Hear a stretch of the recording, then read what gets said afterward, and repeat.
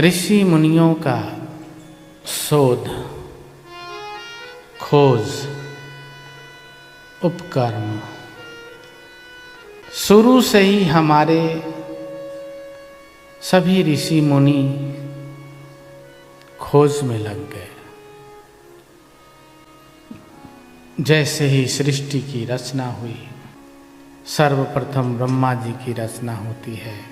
ब्रह्मा जी भी खोज में लग गए और हजारों साल व्यतीत हो गया, कुछ भी नहीं मिला। खोजते रहे और ये सत्य है। एक अकेला व्यक्ति होगा तो वो करेगा क्या? खोजेगा, मैं कहाँ हूं, कौन हूं, किधर से आया, मेरे जैसा यहां कोई क्यों नहीं है, मैं अकेला क्यों? ब्रह्मा जी खोज रहे। भगवान ने आदेश दिया, मेरा ध्यान करो। भगवान ने आदेश दिया, मेरा ध्यान करो। अब उस मेरा को ढूंढना कठिन। ब्रह्मा जी अब उनको ढूंढने लगे, नहीं मिले। उस समय सृष्टि के नाद में ब्रह्मा जी अपने आप को खोने लगे। हर अंतरिक्ष, हर ग्रह में नाद है, साउंड है, और इस सृष्टि का साउंड है, नाद है, जिसका हम लोगों ने अभी उच्चारण किया। ओ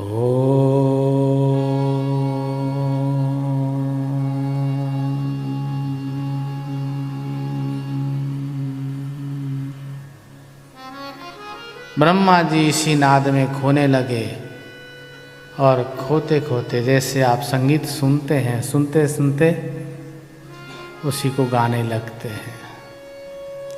ब्रह्मा जी भी सुनते सुनते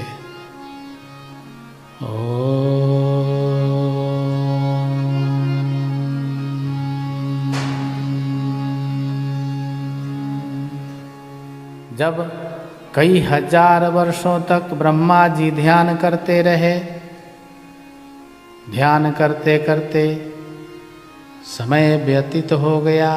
जब ध्यान से थोड़ा बाहर हुए तो जिस कमल पे बैठे थे, नीचे होके देखे उस कमल में प्रवेश कर जाते हैं और भगवान के मणिपुर में समा जाते हैं। मणिपुर नाभि को बोलते हैं। और वहाँ जाके देखते हैं कि उसके अंदर अनेक अनेक ब्रह्मांड का निर्माण है। वहाँ पे अखंड ब्रह्मांड है। गोस्वामी श्री महाराज जी ने लिखा, गोस्वामी जी ने रामायण जी में लिखा है, ब्रह्मांड निकाया निरमित माया, रोम रोम प्रति लेद कहे। जो ब्रह्मांड, अनेकों ब्रह्मांड जिसके अंदर समाया हुआ है, जिसके रोम रोम में अनेकों आकाश गंगा समाई हुई हैं, वह विराट पुरुष परमात्मा में ब्रह्मा जी भ्रमित हो जाते हैं। और भ्रमित हो करके ब्रह्मा जी प्रार्थना करने लगते हैं, हे परमात्मा, तुम कौन हो? तुम्हारा स्वरूप क्या है? तुम इतने विशाल क्यों हो? क्योंकि मेरी गति तो मन से भी तेज है और इतनी मन की गति से तेज चलते हुए भी मैं तुम्हारा कहीं अंत नहीं देख रहा हूँ। जिसका ना आदि है और ना अनंत है, जो विचार से, बुद्धि से, विवेक से परे है, जिसको समाधि के माध्यम से भी योगी जन समझ नहीं पाते। समाधि मध्यांत विहीनमेकम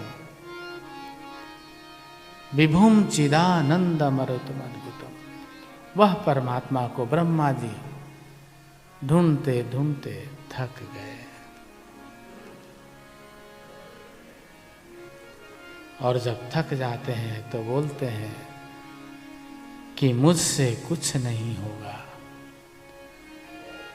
अब तू जान तुम्हें क्या करना है।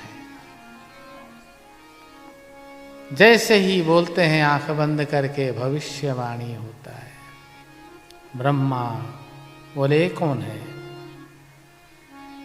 भविष्यवाणी में शब्द होता है तुम्हारा नाम ब्रह्मा है, मेरा आदेश है, हमने तुम्हारा निर्माण किया है, तुम अब सृष्टि करो। बोले वो क्या होता है? भगवान ने कहा अपने जैसे स्वरूप उत्पन्न करो। ब्रह्मा जी बोले कि मैं अपने जैसा? फिर भगवान ने कहा कि मैं तुम्हें दर्शन देता हूँ।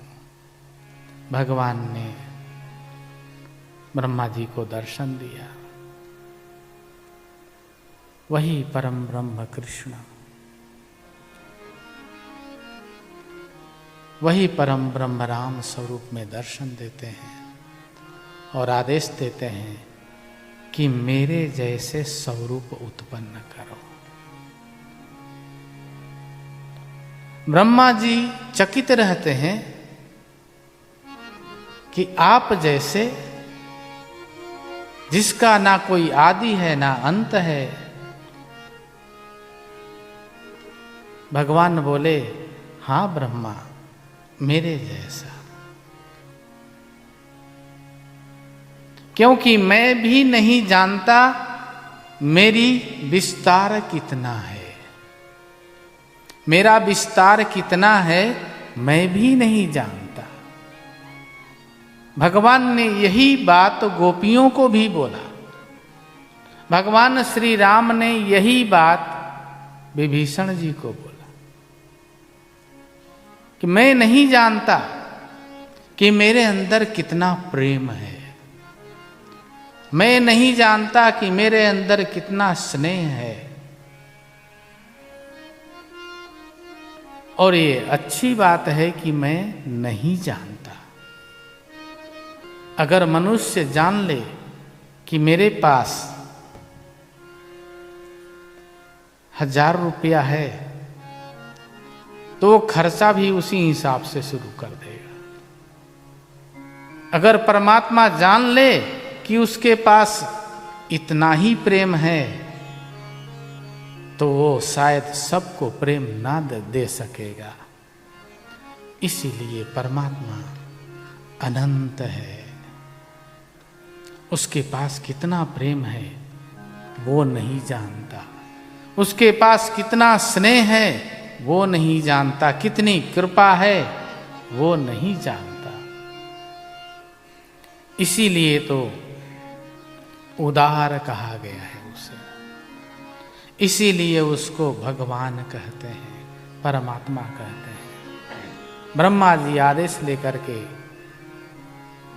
फिर उसी भगवान की कृपा से कमल से निकल के बाहर आ जाते हैं सृष्टि करते हैं।